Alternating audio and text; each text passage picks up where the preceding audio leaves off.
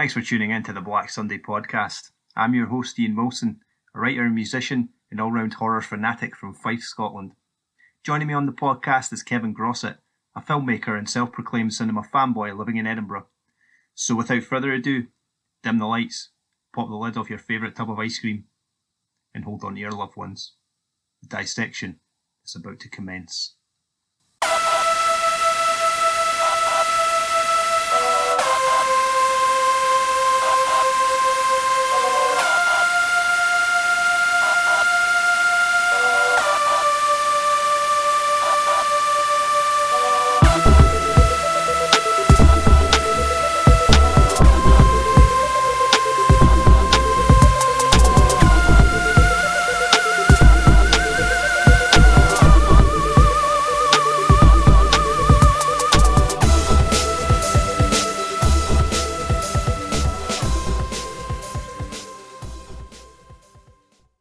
Welcome everyone to episode 3 of the Black Sunday podcast. This month we'll be discussing the Japanese action zombie horror bit of classic, I guess, from the year 2000 called Versus. It's actually a film which I thought we could put it in the cult classic category, but I don't know if there's not that many people that are actually really talking about it that I've kind of come across, so maybe it's just an error. Shamefully. Yeah, it's on. I know I've seen it like on Arrow and all that kind of stuff now, which is always the sort of benchmark for these cult classic type of things. But yeah, I don't see a lot of people talking about it, which is a shame because it is an amazing film. And this one kind of another one is a bit of a throwback for us as well from when we were younger. It's kind of the same deal as the Evil Dead 2, but a bit of a switch up in the sense that I guess if I was the one that sort of gave you the Evil Dead box set and introduced you to that kind of Evil Dead 1 and 2, then I remember Versus was the one that you gave to me. So I think that's a bit of a fair trade. You're welcome. Yeah, and it's another one that's I never watched it for like 15 years, so I didn't really know how I was going to react to it. But I think when you just look at it on paper, you got zombies, yakuza, samurais, insane action sequences as well. It's an amazing recipe that can't really go wrong. And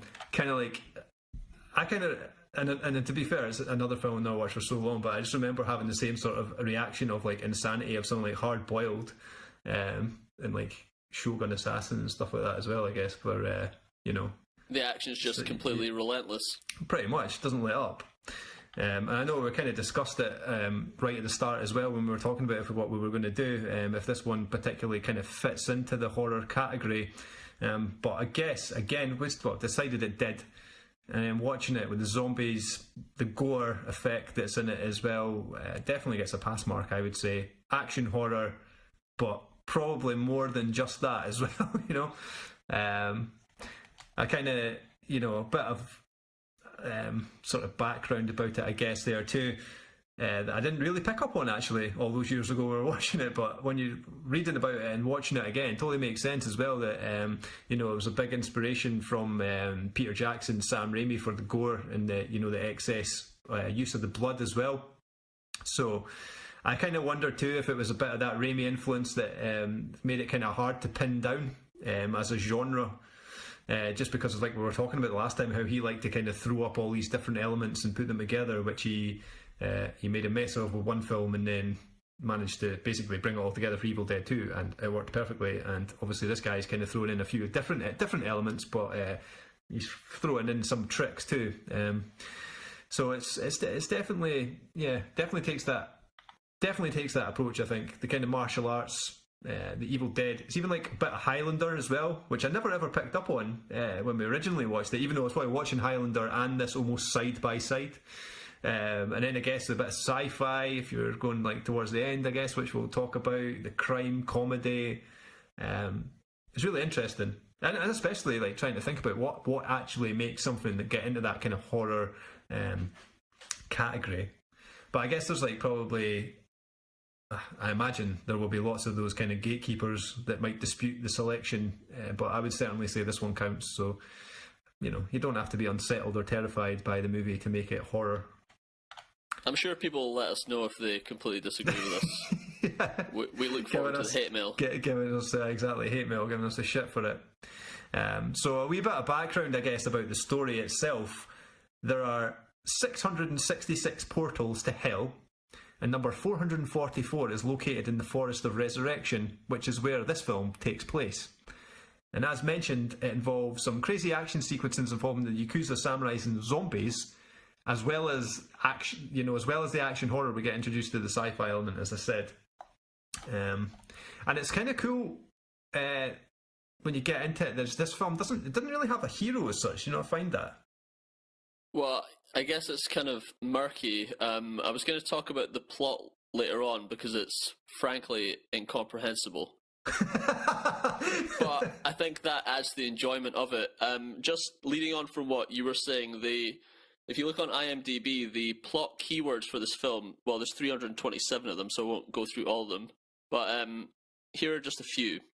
Forest, portal, resurrection, zombie, sword, murderous, man murders a woman, murder spree, man wears eyeglasses, vomiting, grindhouse film, psychotronic film, murder of a police officer, mobster, mysticism, Japan, back from the dead, hallucination, rivalry, melodrama, hit with a car door, interrogation, eccentric, survival horror, prisoner, amulet, battle, triad, mysterious woman, no opening credits.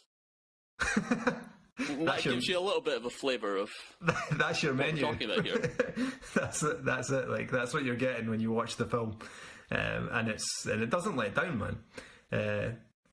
For what is I have a confession as well, because we kind of decided that we were going to watch the theatrical release, and I ended up watching what I thought was the theatrical release, but I've actually got no idea if it was.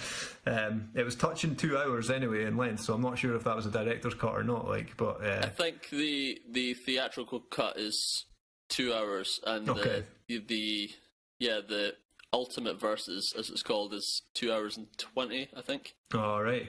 Yeah, well, I must have watched the theatrical one then, so that's quite alright. But at the time as well, I was kind of like, for 2 hours, quite a long film, but doesn't, it flows really well. The action, it just keeps going, but not in a really jarring way, you know what I mean? It's not like too much. It's kind of got that kind of balance to it with the action and the comedy and stuff too. I don't know if some of it was just, there was like so many flashbacks to watching it and laughing at as well from, like I say, like back in the day too. So I'm not sure how it'll land for everybody, but there was definitely, I think overall it would be well appreciated, some of the ridiculousness of it anyway. But I would say, sorry, I was just going to say it's probably more of an acquired taste than even Evil Dead 2. So yeah, take that as you will. Yeah, I would agree with that. But I suppose it's weird because you go on about the comedy, which is such a huge part of it, but at the same time there are sort of serious elements to it, so it's not like complete slapstick, just stupid, you know what I mean? It's worked well. It's kind of a good sort of approach to comedy, I think, too. Just subtle, man, you know what I mean? Quite a lot of the times I kind of noticed too that there wasn't a whole lot of dialogue for certain sections of the film. It was like there'd be no dialogue for ages, and then there would be, and then that. But there was a lot of comedy when there was no dialogue, just for like reactions almost from the the characters in it and stuff. So it was it was cool. Well, it's, talking about the background of the film. So the director's name is Ryuhei Kitamura, and he obviously had a bit of a fixation on zombie films from the Sam Raimi influence. He grew up, I guess, in the 80s, so yeah, highly influenced by Raimi's films, and then later Peter Jackson, like you said. But he also said that he was just a complete movie buff. He'd watch everything from Highlander, Evil Dead, Mad Max, particularly Mad Max 2. He was a big fan of The Road Warrior. And yeah, he says he's so obsessed with films that he occasionally will end a shooting day early so that he can go to the cinema at night. That is... yeah, that's commitment. Definitely. He must have one of those Odeon mega passes or whatever they're called. Yeah. I thought that'd be like, when you're on about people, man, when you do a job all day, the last thing you want to do is, your downtime doing exactly the same thing. It's the first thing he wants to do. Just go back to relax. in cinema. I always wondered for that kind of thing though too, man. If you're making films and that, do you get caught up in actually like you can't just sit and watch a film and appreciate it a certain way? You end up kind of dissecting the film you're watching, like, oh, how did you do that? How did you do that? Oh, that was cool. You know what I mean? Rather than just enjoying it. Or do you think that they're able to like switch off? Yeah, I think you can switch off. I think when you first get into filmmaking, you start to think about all that kind of stuff. And there's definitely a period where you just start seeing, I don't know, seeing the seams, so to speak. Yeah. But yeah, I think, like, the stage I'm at now, for example, like, I can sit back and just enjoy a film for what it is without thinking too much about that, unless something really obvious happens that takes you out of the moment. Yeah. Yeah. But No, yeah, so the background of the film, so they'd made a short film called Down to Hell, and then he did his first feature called Heat After Dark, and those were both involving zombies and action. But he had a really miserable experience on Heat After Dark because he said the crew basically wouldn't listen to him at all. And I think it wasn't a high budget. I couldn't find the exact budget, but it was high enough that there was a professional crew, and yeah, they didn't want to listen to him. So he decided for his next film, he was going to go back to what he'd done with the short film Down to Hell. It was going to be a sequel to Down to Hell called Down to Hell 2, The Return. But that eventually became Versus. Yeah, I read a wee bit about that too, because it wasn't until like after they'd even finished filming it or something that they came up. Well, someone else came up with the name Versus for me, and how it was kind of going to be a sequel. I think it started off like that it was going to be the sequel, and in the end, it was nothing. You know, it would never fit into being a sequel to that film or something. But they were still using that title until I don't know if it was one of the assistants or his friend basically said you should call it Versus. And he was like, amazing, man. Sold. The reason that he said it should be called Versus is because his friend said to him, "You've been fighting everyone your entire life." This guy versus the world. He's like, all right, shit, yeah, Versus.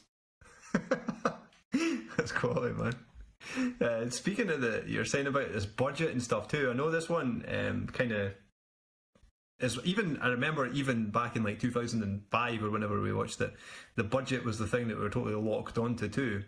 And I have it in my head that it was like made really cheap, like about $10,000, but I don't know if that is true. Yeah, I wasn't really able to find much information on that. Maybe I could find it now. It was supposed to be. I mean, just because I remember at the time we were kind of like, "Oh man, Versus was made for $10,000. That means we can make a film for $10. We don't have $10,000, but we'll just ask our parents to pay for it. go around these affluent areas and just ask the doctors and lawyers to chip in a few grand, and we'll be able to do it. No Kickstarter back in 2005, mate. It turns out the budget was about $400,000, so all right. we're a little bit shy of the mark there. way off. You'd have to ask your grandparents and your parents and all your aunts and uncles. 400,000 makes way more sense, to be fair. I blame that on one of the people we were friends with back in the day that just talked shite, that probably came away with that one too. He might be listening to this. You know who you are.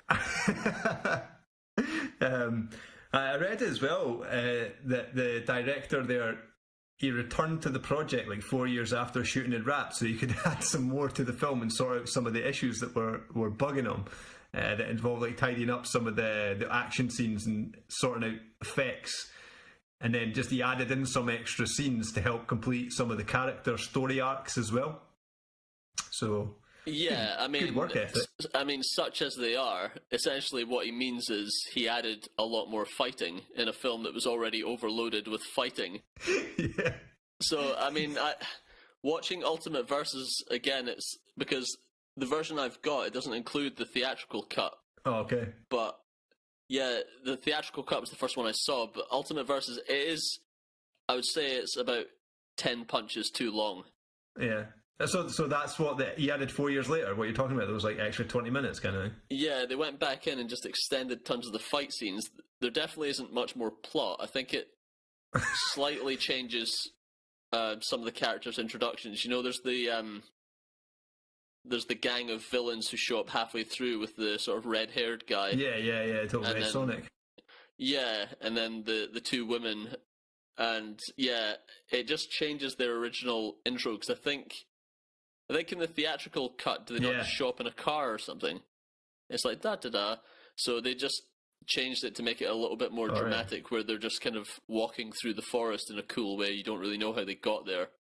And they get given a bit more action here and there. I think the red-haired guy, he somehow comes back from having his head smashed in. Okay. Because they have that fight down by the river, don't they? Yeah. And, the girl stops him from smashing the guy's skull. That's how he's able to come back, yeah. But I think they redo the gag with the sunglasses, where he takes the sunglasses and then the girl shakes her head. No, you don't suit those. Yeah. I think something happens in the Ultimate Versus where he wears them again. Okay. For a short period of time. Just to add that in for... That was well worth going back up to the mountains. That was his reason. I need to get that on again. Get his Maybe sunglasses back. He had 4 years of sleepless nights over that. Had a really good idea. We should have done it, man. At least he's got that commitment to going back. We're doing it. I don't care. It's going back in. Yeah, I just don't know about tinkering with films in general. It's like... Yeah, it's good to leave things done, and let them just sort of... I think a film's a product of its time, Yeah, absolutely. I think kind of everything like that, when you're writing stories and stuff, and you kind of look back on them and there's things you would do differently, but they are what they are. And I suppose it's all to do with your own growth as well, Like when you're creating things, that you're always going to kind of get better or do things differently, but you just leave things as they were at the time when you've done it, Yeah. Especially in that kind of sense where it's already out there in the world and committed, you know what I mean? Exactly. I kind of like the thing about it too. Not that I keep going on about Raimi, man. It's not like it's total Raimi affair. You're obsessed. I don't mean to be. And honestly, even when we picked this film, I didn't realise how much Evil Dead influence was in there. Otherwise, maybe we'd have moved it to another, not right after we went about Evil Dead 2. Welcome to the Evil Dead podcast. Yeah. I saw a thing, or I read rather, a thing about him saying that he had spent quite a good bit of his budget on a Steadicam crew as well for a single day. Just so you could kind of do some of those sort of Raimi shots, moving through the forest, kind of Evil Dead style, which I did look out for when I was watching it. And the only bits, it wasn't obvious. I think there's some bits he does it, but in super fast motion kind of thing. Yeah, there's the bit at the start where the two prisoners are running down the hill. Yeah. The mountainside, I guess. And then there's a bit later on where the camera, is kind of like the demon cam, I guess. It's just flying along the ground, and then the actors actually sort of jump over it. Yeah, man. And because it is total, I think only because I read that and I was kind of looking out for it too, that I kind of became aware, when it's obviously sort of handheld for some of the stuff, how much the camera is actually moving around, you know what I mean? Yeah, I think the camera's moving constantly. Yeah. It has to, with everything that's going on, you know what I mean? It's not very much standing around having a little chat, chill out kind of stuff. It was pretty intense as it all went, I don't know if there's... Do you have anything adding about some of the production or anything to this? Yeah, I mean, so it was a 7-month shoot at an off-season ski resort, but I think it wasn't 7 months continually, if you know what I mean. I think it's they went there, shot a bit, and then tried to get money, and then went back after some time had passed. But the director said in an interview that basically every night after they finished filming, guess when he wasn't at the cinema, he was having to make phone calls asking people for more money. Just to keep it going? Yeah, pretty much. Just laying down the track as the train's coming behind him. Yeah. That's amazing. I was thinking total Kevin Smith style. I thought you were going to say he was going to be editing while he was going. All right. Not doing that, trying to actually secure the funding as he's going. Yeah, the editing of the film, I was just looking that up there just now. I hope I say this guy's name right. So, Shuichi Kakesu was the editor, and he'd also edited the anime Ghost in the Shell.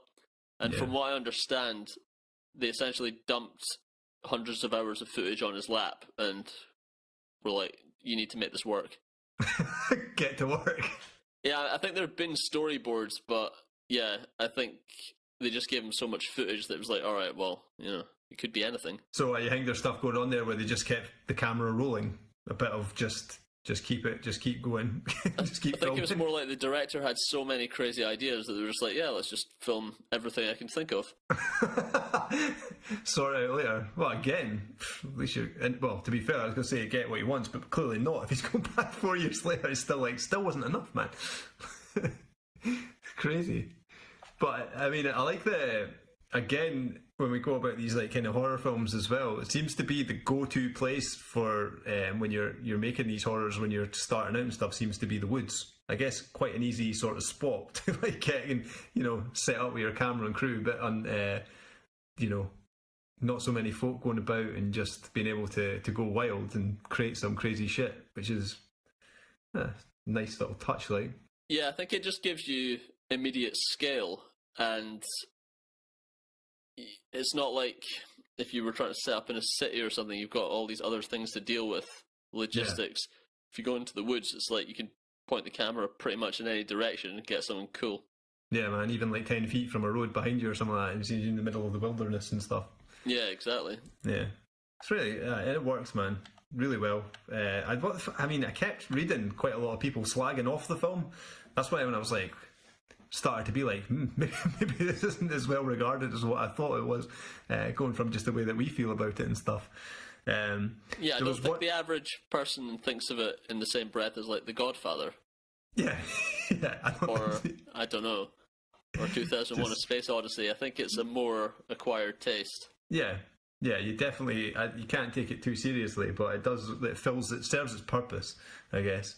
But I did read the stuff as well saying that it was relying on the action sequences and more focused on the comedy and gore element to entertain the audience because the narrative was weak.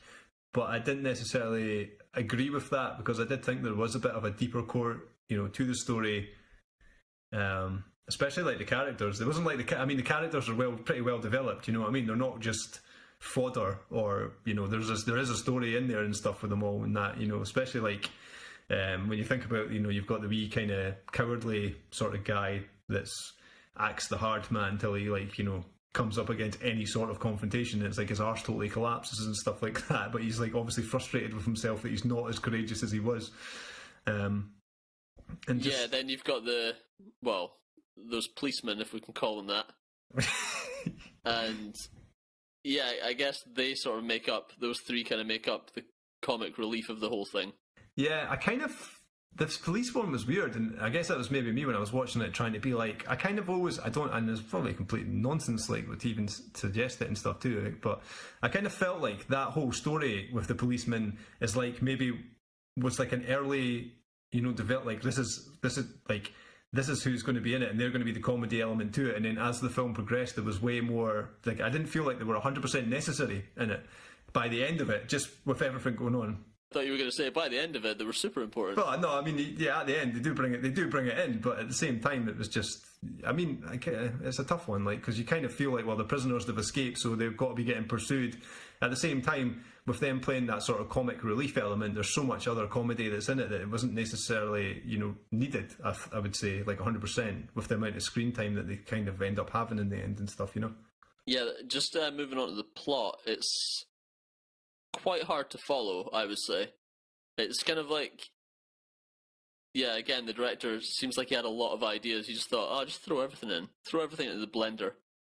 So, from what I can tell, the lead character, credited as Prisoner KSC-2303, and the villain, credited as The Man, are brothers who are constantly reincarnated as time goes on, and they have some sort of connection to these portals to the other side, or they're trying to find the portal to the other side.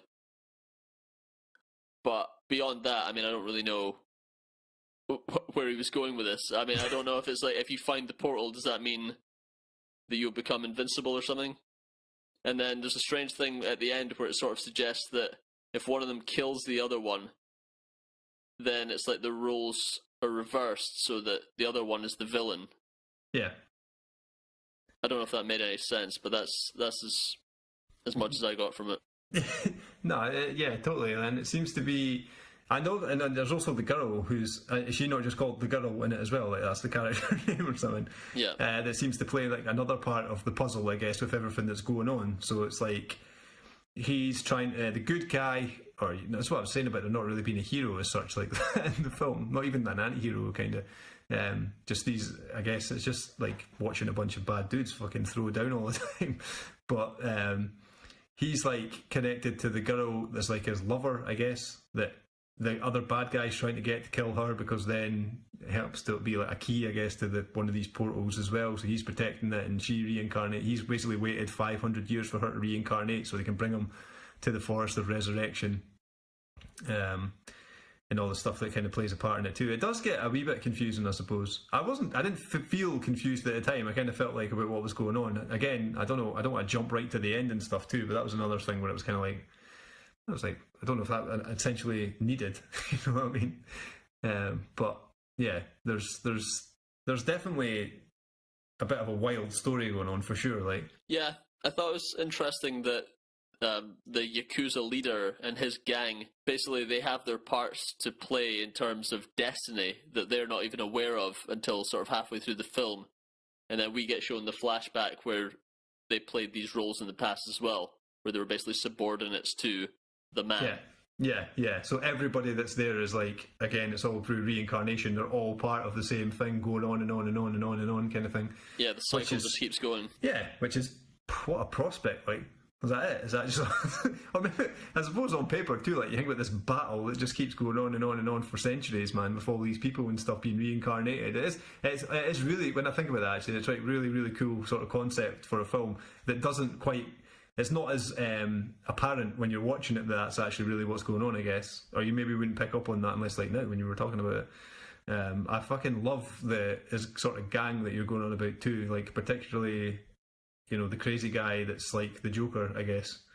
Yeah, I guess he's the leader until the man shows up, and then he's like the head dude until the man, as you say, shows up and sort of takes over, and then you realise, oh, no, this guy is a badass. Like, takes it to another level. But I like that guy, and I don't even know what his character's called, like, but yeah, the leader sort of jokery type guy. I think he is called Yakuza leader with butterfly knife. Oh, that's his credit. But I like how his role for me. It was like you lock onto this guy like right as soon from the start, just for the acting, like just how ridiculous his performance is too. But it kind of just because he's like, you know, I think everybody loves like a total nutter in a film. You know what I mean? This guy for me, it's like the same deal as like the way you had like Kiriyama in like Battle Royale. It's just the lunatic. You know what I mean? And this guy is like when it you know. Well, to jump forward a bit, this Forest of Resurrection plays the whole part in it too, because they're Yakuza, they've been killing all these people and basically burying the bodies in this forest. But as it's called, the Forest of Resurrection, they start to come back to life, and that's how you get the zombies. And then you get like this guy that's basically choking, is the way I could describe it, absolutely choking just to take on a zombie armed with nothing more than a knife, like a penknife. Butterfly knife. Come on. Was that? Oh yeah, sorry, the butterfly knife. Well, everyone else is like totally shitting it, even though they've got guns. This guy's just like totally relishing a fight. So I mean, for me, that's just like how can you not love that kind of a lunatic in a film? You know what I mean? Well, you say even though they've got guns, but the zombies also have guns. Yeah, I should have mentioned that too. Yeah, man. And yeah, it's funny because you know, like people complain about these fast zombie films that came after a certain point. You know, like the remake of Dawn of the Dead by Zack Snyder. It had like fast zombies, and people who are really into zombie films are like, well, part of the appeal with zombie films is the fact that they are so slow, but they still end up biting people. You know. Yeah, like yeah. If they're fast, it's like another level of threat that you don't really need. But there are a couple of funny moments in Versus where it's like, you see a zombie is either jumps off a ledge or it's like he jumps out of a tree or something, and then the next minute some of them are like popping out of the ground like sort of Jack in the Boxes. Yeah, man.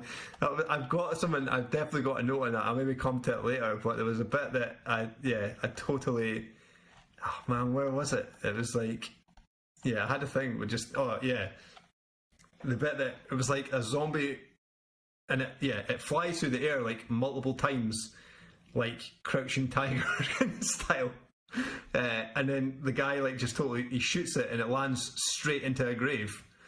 So that was like one of the things where I was just like picking up on this like totally absolutely ridiculous. I think that kind of fell into the thing where it's like going about just some of the unique kind of comedy. I love that, you know, that kind of a humour too, where it's just like, especially, you know, when it goes totally crazy. There's another bit where the guy's like, you know, he's doing that total mental, it's like Mortal Kombat style, like total run and punch, but he's like keeping the zombie in the air basically with his punches as he's going like fast as possible on the ground, stuff like that. And just I think there was another bit where he like roundhouse kicks like a zombie's head off, which is kind of reminded me of like Peter Jackson. Like we're talking about Peter Jackson stuff, like Brain Dead kind of thing with these like kind of visual kind of gags and stuff. I think when all that kind of stuff's going on is the bit I was on about too, where there wasn't like a whole lot of dialogue, but I mean clearly it's not needed when you've got all that kind of shit that's going on too. But there's, I think, there was another bit I laughed at too, man. It's like when the total crazy leader guy like, I can't remember. There's a bit where he's like when they're fighting and he ends up producing like a second knife or something like that at some point too. Remember totally laughing. Oh yeah, it's so he's fighting prisoner KSC 2303, or the Dark Hero as he was referred to on my DVD, and yeah, the Dark Hero grabs his hand with the knife and then he kind of whistles and then shows him that there's another knife at his gut. Yeah, that was it, man. Yeah, just that whole. I mean, maybe it doesn't sound very funny when we were talking about it now, but just in the moment there when that happened and stuff, man, that was certainly a fucking lol moment for me. Like, there's loads of bits like that, you know. Yeah, there's another bit with the Yakuza leader where he's getting ready to carve up a zombie, and then I think someone shoots the zombie, and he turns to that person as if to say, "No, shouldn't do that." But then, But then that is interrupted by gunfire from another zombie.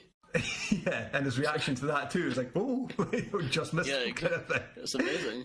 It's that too. It's the way that he kind of. I guess that's why he kind of like when I think about like saying he's like the Joker or something. Man, it's that kind of, you know, his reaction. It's like you don't feel like he's. It's like he's crazy that he's happy to fight, but at the times he's get these near misses that actually like kind of get these effects out of, you know, reactions out of him and stuff too. Man, it's just like I imagine that guy had an absolutely amazing time, like, actually filming that and playing that part. Probably most of them, to be fair, because there's quite a lot of crazy stuff in it too. So that character is surprising as well because he can kind of put up a fight with the Dark Hero as well, you know? Yeah. You might not expect that to be the case. You might think, alright, well, he's just a guy in a sort of fancy suit. Yeah. He's probably just going to get snapped in half. Yeah, and but the thing is as well that when he is fighting and he is getting bested, there's bits where he like kind of runs away, particularly later on when he's like basically turns into like a mad sort of monkey, I guess is what you can describe it, a kind of monkey man. Zombie. Yeah, we should credit this guy. His name's Kenji Matsuda. Oh, is that? I didn't look up his name even, man. That's respect. Yeah, Kenji Matsuda. Was he part of the crew? Because did these guys not make quite a few films together? Like director and cast kind of thing, or a few of the cast. Yeah, I think some of them went on to be in other films directed by Kitamura. Yeah. There was kind of, I guess, we were kind of talking about. Where was it actually? There. Let me just go back here. I was jumping all over the place at the minute. Let me see. Yeah, I was kind of talking about the influence as well. I think the kind of some of the performances with like that guy in particular is like when we kind of talk about like the kind of campy sort of performances that you get with sort of horror films and stuff too. One of the things I really like about this was that it had that, you know, it was well inspired by like the 80s. I thought like 80s movies, and how they had that certain vibe. You know what I mean? Like Terminator and stuff too. Yes, like we were talking about last time, it's the pre-CGI era. Yeah, I guess. And then when you first watch it, it just feels very 80s. It's just the clothes people are wearing and the way it's shot. The way there's like the classic kind of one-liners as well, and also how there's just like an endless supply of guns and ammunition that don't need to be explained, which this film has in abundance, I guess. Yeah, you don't ever need to see someone reloading. That would just waste time. Yeah, they've got a handgun in their hand that will never ever run out of ammunition at all, or an Uzi or something like that. This one kind of has that kind of millennium sort of, it feels that time period too, where they're total rocking like the long leather jackets and sunglasses, and there's kind of like a techno music soundtrack, which sometimes it's kind of like a computer game soundtrack, I thought, as well. Yeah, it's really... it feels like it was very influenced by The Matrix. I was trying to figure out... So The Matrix came out in, I think, May 1999, and I think this shot in 1999, so... Yeah, it probably was influenced. In fact, yeah, it must have definitely been influenced by The Matrix, because there's this scene at the end where the guy does the sort of bullet time lean back, yeah. which ends very badly. Yeah, man. Nah, you'll get to that bit for sure. But I mean, I love that kind of, when you watch these things, I suppose it is like The Matrix, and even like stuff like Blade or whatever, when you watch it, it's like a total time portal for you, going back to these like Blade, nostalgia vibes. So just like ready to put some new metal on in your disc winners, or head off to go to Groucho's in Dundee, peruse through some of the CDs. Take me back. Yeah. When you think of the way the hero looks in this, it is kind of like Snake Plissken from Escape from New York or something like that. It's like they wanted to create a character who was as iconic as that. Yeah, totally, man. That's kind of like we were saying too, like with the whole sort of Highlander type vibe to it as well. And just, I don't know too, because it is like that Japanese culture that's obviously playing the part. But it just still, not just with like swords and stuff like that too, but it just has that vibe. You know what I mean? And it just the way it is literally like we keep talking about. I guess that this guy, if he's going to the cinema, even when he's filming, and he's just like soaking it all in like a sponge man, and then he's just like going out, rinsing it onto the script.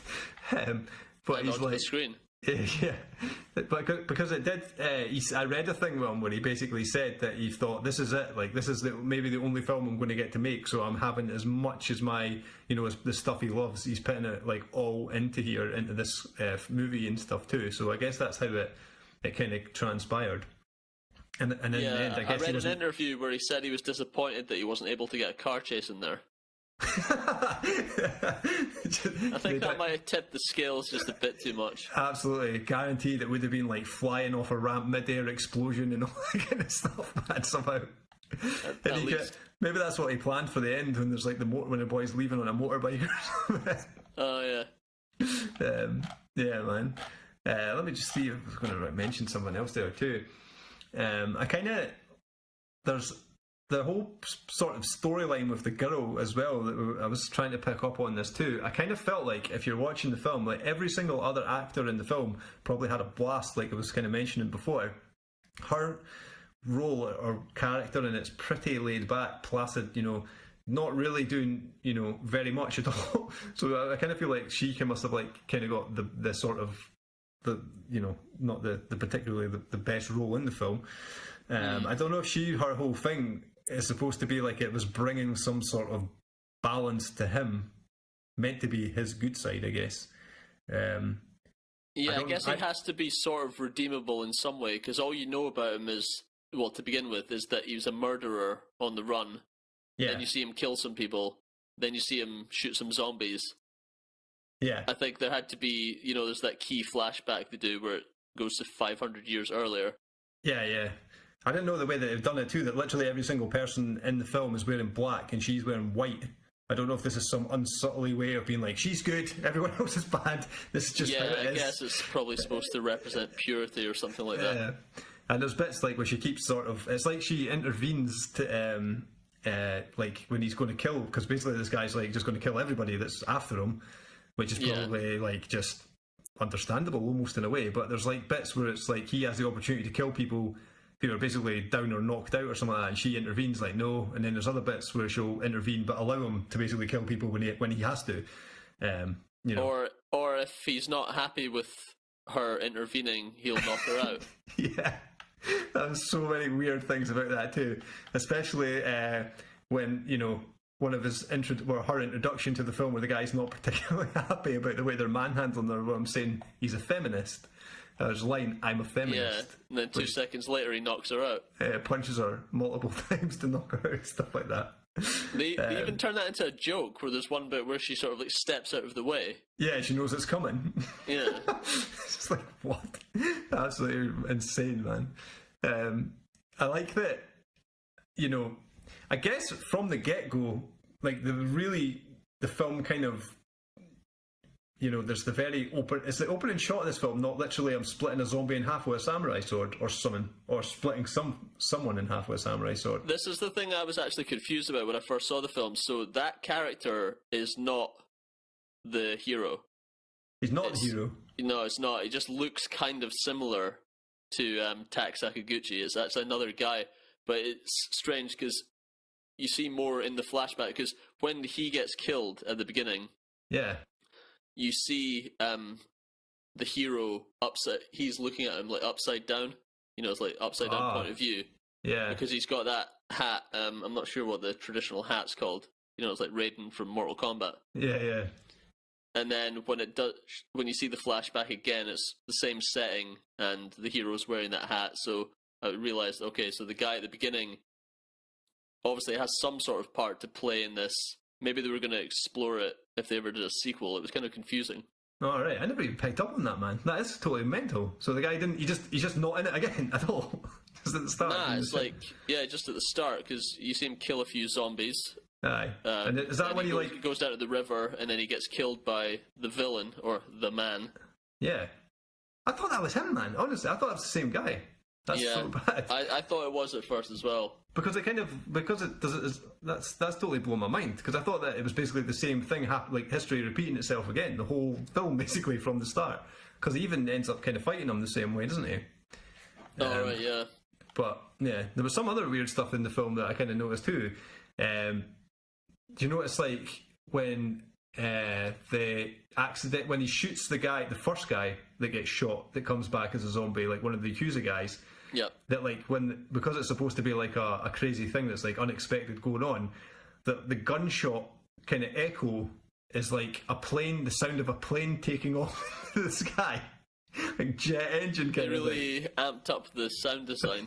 Yeah, I was just like, what the fuck, man? Like that was crazy. And then there's the bits I didn't even remember, like the first time we watched it, where there's like bodies that are tied to the trees, kind of like barbed wire and stuff, which is pretty insane, like fantastic. I think that's the thing as well. So the body that he takes the clothes from, is actually the resurrected version of that samurai guy from the start. Oh right, so it goes by pretty quick, so you don't really notice it. But when I was researching it, I was like, all right, okay, that's interesting. Yeah. Oh man, I need to watch it again now, because I definitely never picked up on that. But that seems like a pivotal thing to be picking up on. I guess that makes sense if so maybe he's taking this guy's clothes as him taking on he's now taking on that sort of mantle or something. I guess like taking over from this guy kind of thing.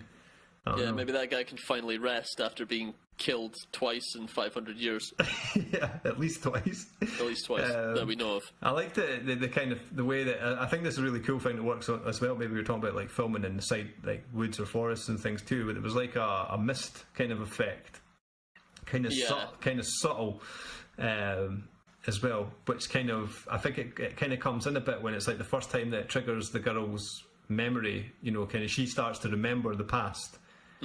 Or does she? Now that I'm thinking about it, it's like I know she does remember the past, but at the time I was like, it's just like her memory was triggered. But then I'm like, but did she know all along? Because she kind of acts as if she knew all along, eh?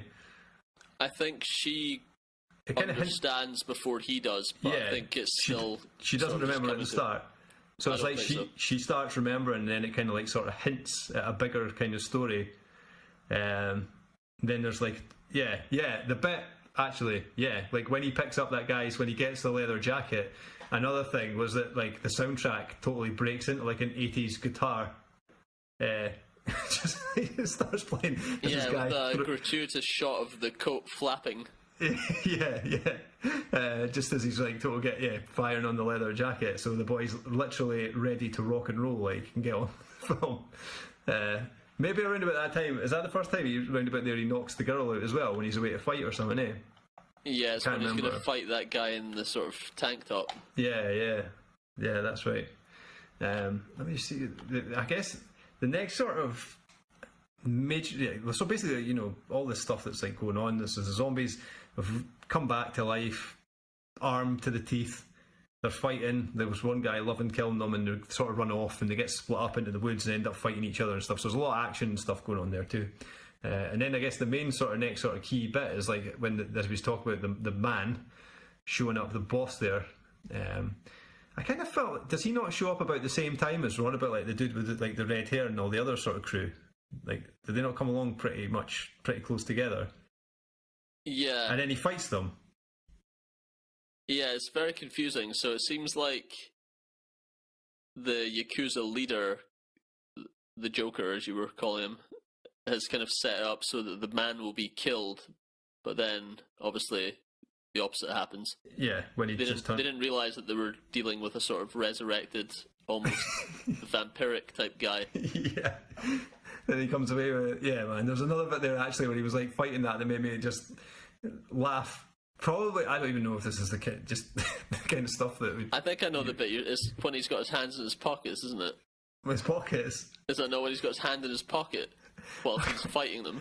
There's a bit where he's so chilled that he's just got his hands in his pockets as he's like kicking people. Yeah, there's the bit as well where it's like he's fighting, he's like twirling around, he like grabs the girl into like an embrace, and then he like he embraces her and he says like, "Hey baby," and then he total punches her in the stomach. It's just like, what the fuck, where are they going? Another feminist. Yeah.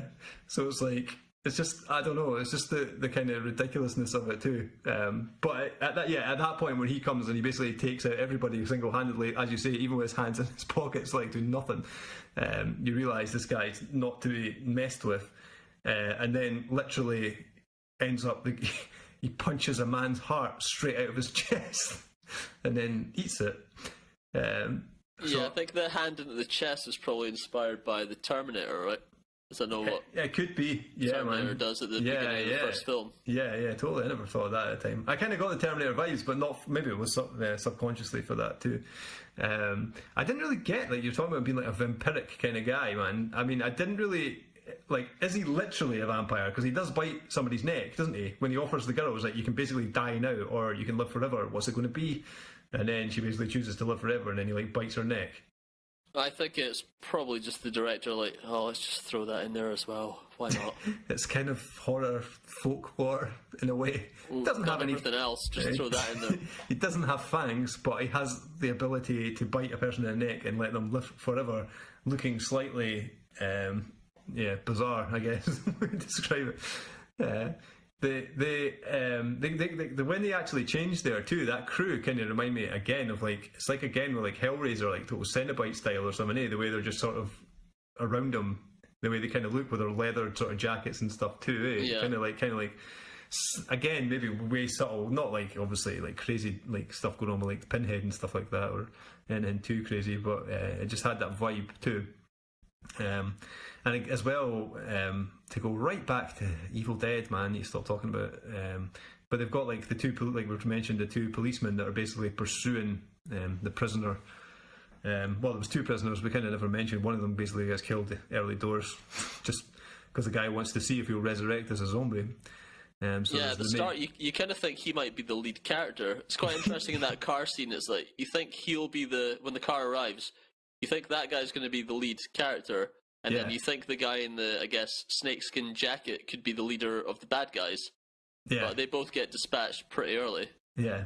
The guy just decided, nope, you can have some early dialogue and then you can just fade off into the background. You die within 2 minutes. Although the other prisoner does come back at one point, remember? Because he has a little confrontation with the little guy. Yeah, the runt guy, which is a bit bizarre too, where he basically twirls him around and he walks off again.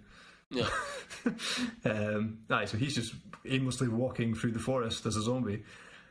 I was going to say that the two policemen there, one of them's obviously, he's missing his hand because he was handcuffed to the prisoner, I guess, and he cut it off to escape. But obviously with the guy having a missing hand, I don't know if that was another little Evil Dead nod. Probably. And obviously, as we're kind of talking about, that these guys are sort of the comic relief element to the film that, as I say, didn't really need it as such until the end, as we mentioned. These guys basically show up What is that gun all about, by the way, man? That's in the book. Yeah, I'm not an expert on guns, but that one looks pretty deadly. It's sort of like, do you remember in RoboCop, towards the end, they get these crazy guns that they're meant to use to dispatch RoboCop with? You know what, man? I've never seen RoboCop. What? Is that? I know. I know. Are you joking? I'm not joking. I've never watched RoboCop. I'm really sorry about that. Yeah, I feel like apologising to our audience. I'll make that. I'll watch that in between now and the next episode. I don't know why I never watched it. I've seen like clips. I've seen. I don't know.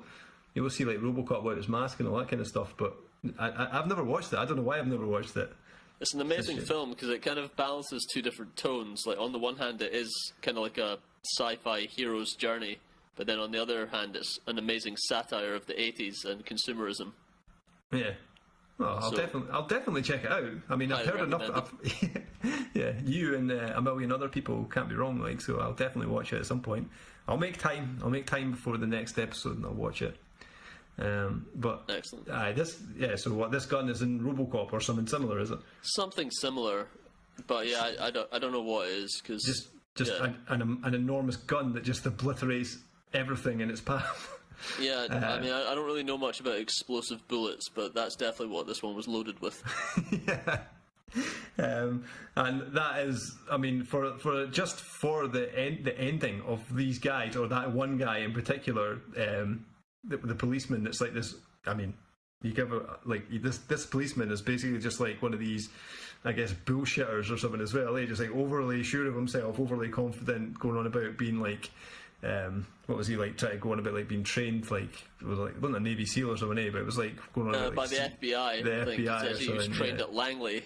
Yeah, like going on about this sort of stuff, being like he's ace and stuff, and then the whole. I mean, we're saying that it wasn't necessary maybe to have these guys in it. It's absolutely worth having them in it just for the way this guy meets his end.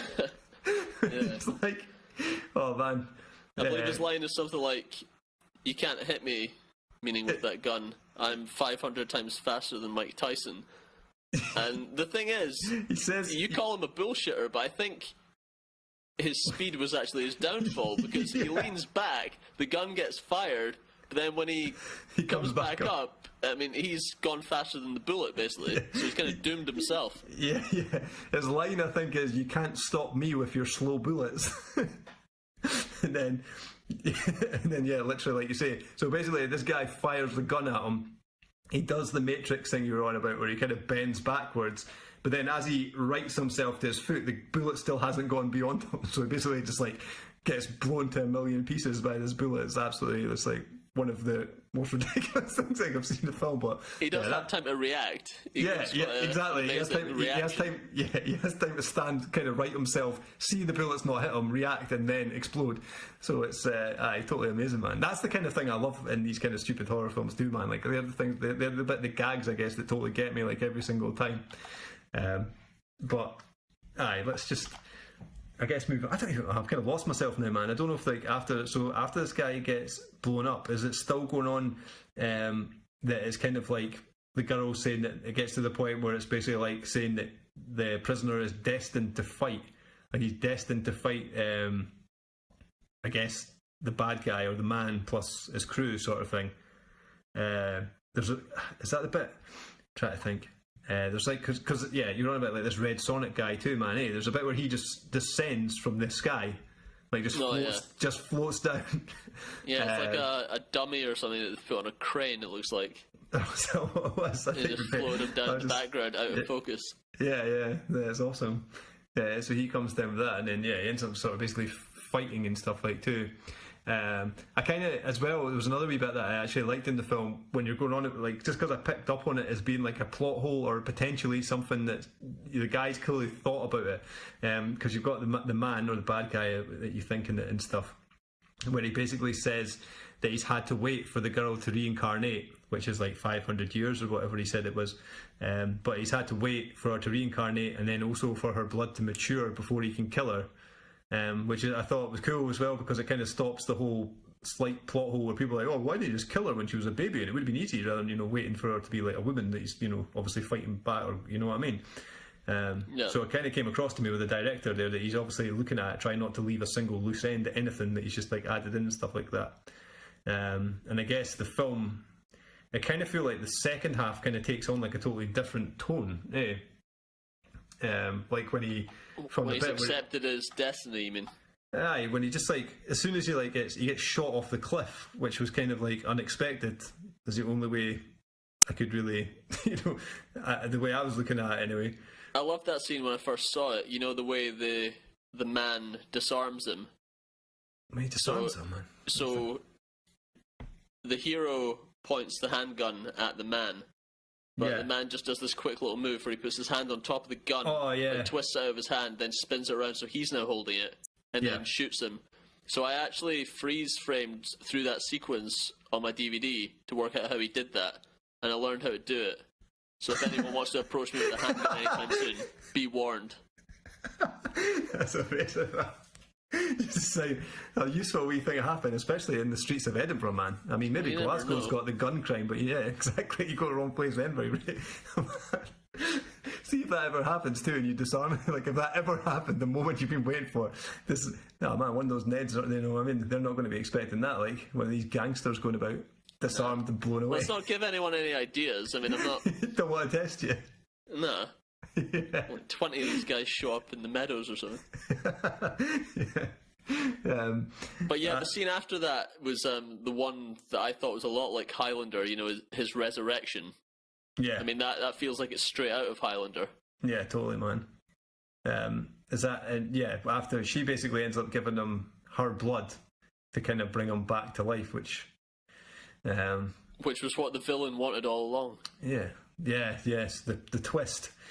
It was kind of weird, I thought, as well, that at that point where you're talking about however far you are into the film, it's like obviously the bad guy, he knew what the deal was all along. The girl's basically quickly got her memory of the past back, and this guy's still suffering from amnesia, like right through, right up until that point.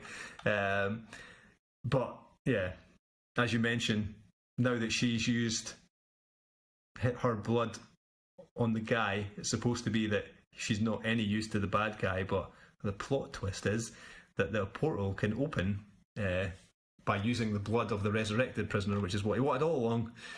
So you've got this sort of final showdown, I guess, like, hey, which is probably another one of like one of the key scenes. You don't really, I guess, you kind of expect the good to triumph. Obviously, when you're leading through this and haven't seen, although I thought it was the same guy at the start, clearly not.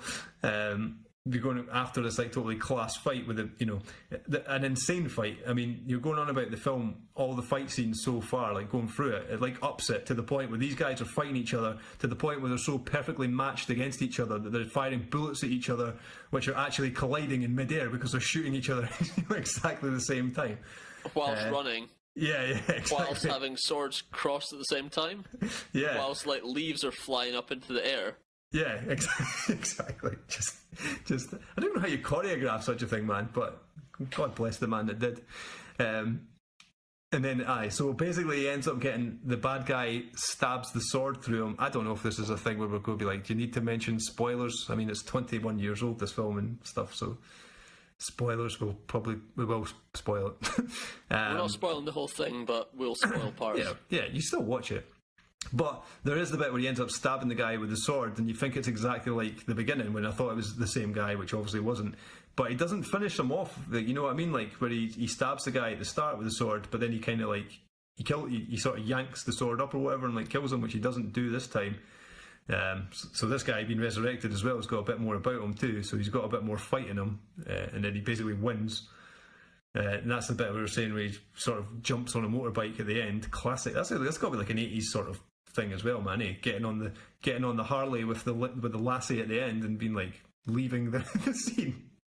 It's got that kind of. It feels very 80s. The music and everything.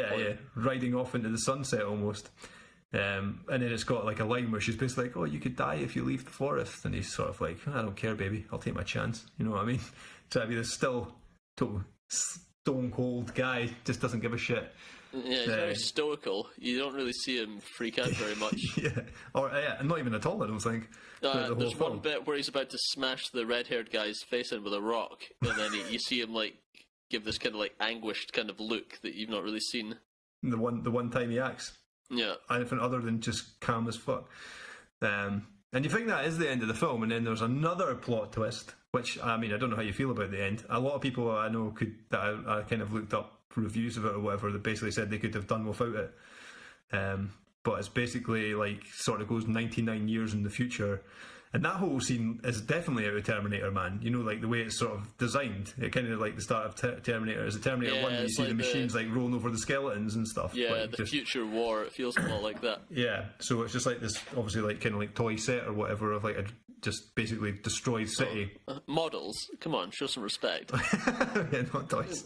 Toys. Yeah, they didn't go down to the shop and buy a few things. They obviously Well, they might have. They might have gone to Toys R Us. Who knows? Before we went out.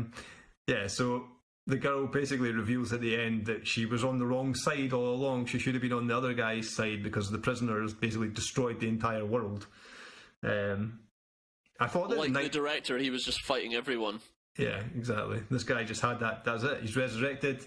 He's been through it. Some sort of shell shock going on there, but he just decides to take down the entire planet. I thought that 99 was kind of a weird number to use for 99 years in the future, considering the first reincarnated thing was like 500 years. And then it's like, I don't know if the girl was supposed to be, is it supposed to be 19, like she's reincarnated again, or is she just 99 years older but doesn't look a day like she's aged a day? I don't know. It's very confusing. But yeah, the 99, I think that was just to be kind of quirky. It's like how the Forest of Resurrection is the 444th portal out of 666. Yeah, just playing around. I think so. Yeah, but that's basically your lot with the film, like, and it's definitely, I mean, amazing. You know, we've probably slagged off a lot of things compared to the other things we've reviewed, I guess, but no, I mean, for all the things that are slightly bad, not even bad about it, but all the criticisms are like, they're nothing, it's definitely an amazing film. Yeah, I guess it's one of those things where you either get it or you don't. If you're not on board with the insane tone in the first 10 minutes, then you're not really going to enjoy the rest of the film. Yeah. I mean, another thing that I actually read on, I think it was on Wikipedia, I was like, just having a little skim over it there too, that the guy, Tak, what's his last name, man? I apologise. Sakaguchi.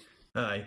So the guy that plays the prisoner said that he got hired for this job because the director met him in a street fight. Yeah, so he wasn't an actor, he was a street fighter. Now, I don't know if that means literally on the street or if it's like, you know, there's some sort of fight club or something that you go to. Yeah, the story I read was pretty funny, where it was like, so the director met him in a street fight, and then he invited him to go to a party where there was going to be some other filmmakers there, and then at that party, the director got in a fight with another guy and was like smashing his head off a table, and then the guy who plays the villain was also at the party, but he wasn't fighting, he was just hitting on a girl. Jesus, man. And that's how the boys all came together. That's like Reservoir Dogs, isn't it? Where it was like Mr. Blue and Joe or something, but did they not used to fight each other back in the day or something? Yeah, they had some crazy fight back in the 50s or something. Yeah, that's just how these guys come together, man. Knocking the shit out of each other. That must be a good way to get into it. There's a guy I know actually, man, as well. I might have told you this story too. That basically, I won't mention his career or anything like that and give it away, but I was laughing that he found himself at a crossroads in his life where he didn't know what he was going to do. So one of the things he was considering doing was just moving to Boston, so that he felt like if he was able to just hang around a bar in Boston and talk with a Scottish accent, then eventually he might get some work just hired to beat the shit out of people and end up like in something like The Departed or something like that. So it's like, well, yeah, so it's nice to hear you went the other way there, mate, rather than going to that. That was a genuine career choice for me at one point. Nice. Yeah, it's a shame we were never able to find a guy like that, you know, in the streets of St Andrews. Yeah, it might someone be hard that we could have just put in front of the camera, because either we had to act or, well, we just had to find the one of our friends who was most up for acting. Yeah, we had to make do. And to be fair, I think there was definitely one, if not two, people in our crew that were pretty good in front of the camera. But yeah, I guess we were kind of limited to what we had. One guy was really good at spinning a handgun. Yeah. It just didn't have the equipment and everything. Just to put it all together, we didn't have quite the know-how at that time, and it was still fun. You know what I mean? It was passing the time because we weren't into golf or any of that kind of nonsense. Nah. Making music, making films. That was the way it was. Yeah, so as I keep mentioning with this film too, that it seems to be a lot of people that kind of hate it. And then I read a guy, and I don't think you'll agree with this too, but he said that it was only good for moronic entertainment. Do you agree with that? It depends what you're defining as moronic. I wouldn't have thought it was. I would have thought moronic was like.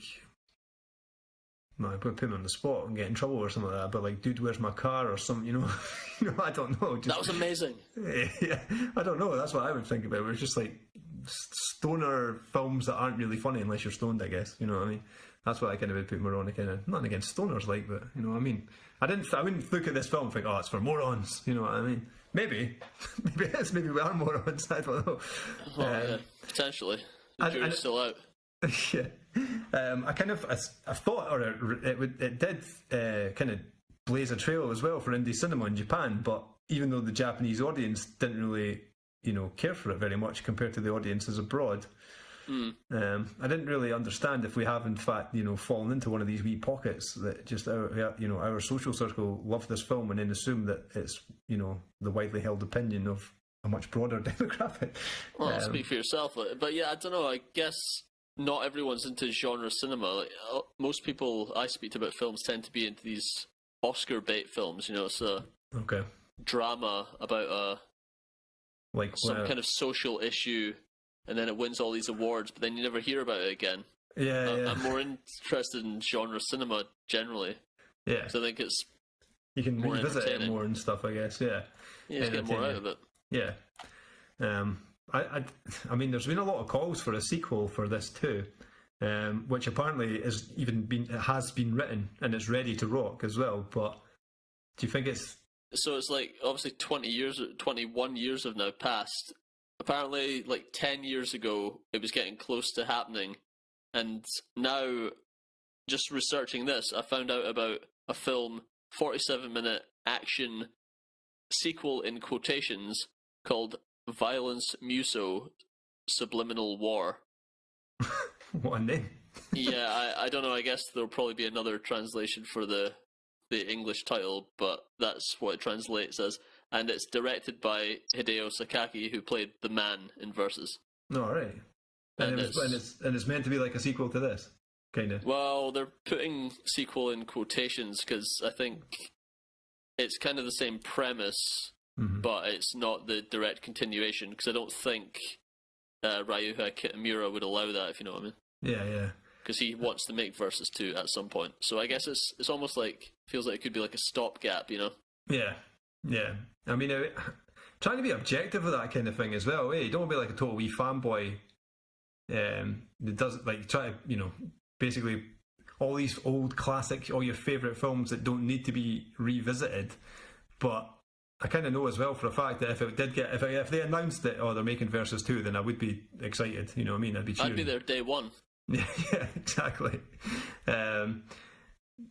I guess it's because with all these films though, man, there's like an expectation, and you don't want to get your hopes up, and then it ends up being, completely, rubbish, I guess. Especially if it's like when it's this kind of thing where it's almost like as a cult movie kind of thing. It's hard to capture that, the original sort of elements of it, of the original there, and try to reproduce it again.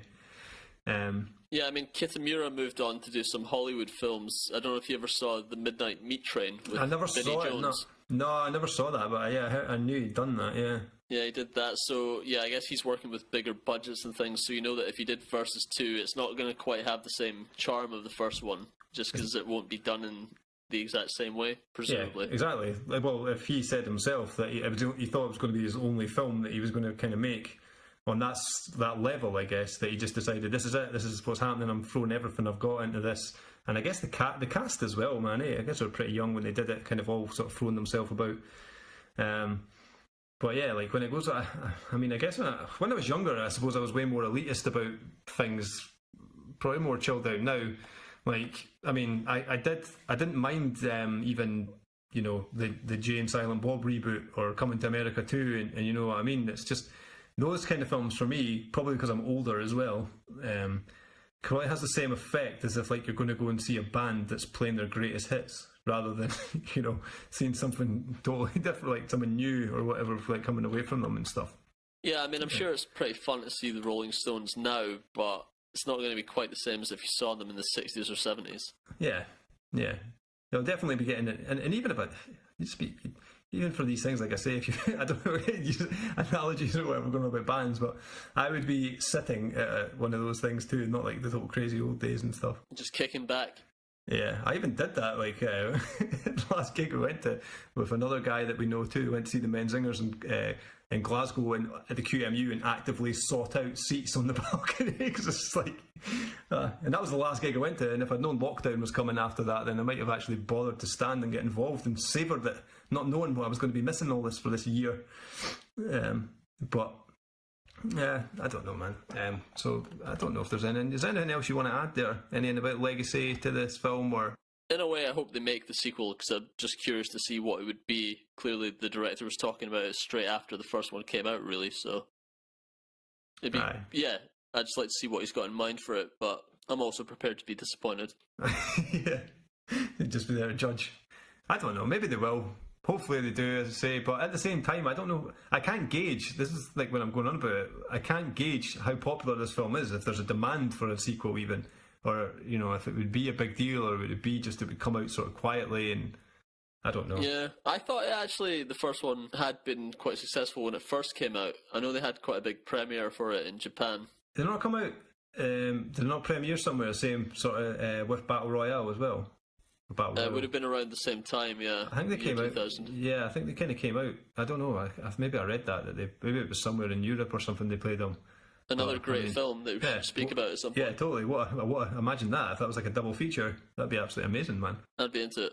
Oh, yeah, I don't know if we've got too many of the old sort of Japanese horror flicks lined up for later on in the year, but yeah, we need to consult the list. Need to go back, have a look over it. But yeah, so do you want to give a wee review? My brain's broken. What was I going to say? Not a review. You've done the review. Final thoughts. A rating? Yeah. A rating? I mean, 11 out of 10.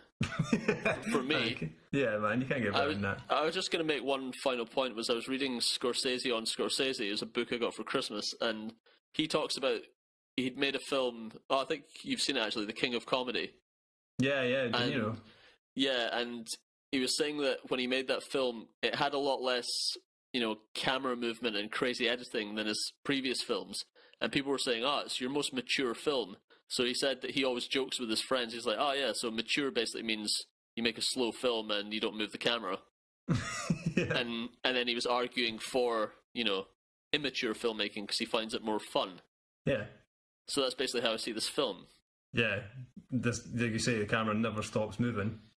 No, it never lets up. It's like you're there. You're moving in amongst it all. Yeah, man. Absolutely wild. Yeah, I love it too. And as I say, never watched it for about 15 years or more, probably, since whenever we were watching it. And I didn't know how I was going to react to it, but I loved it. Again, man, it's definitely one that I won't take as long to go back and watch it anyway, for sure. 10 out of 10, 11 out of 10, sure. Amazing. Anybody listening, not seen it, give it a watch. It's the shit.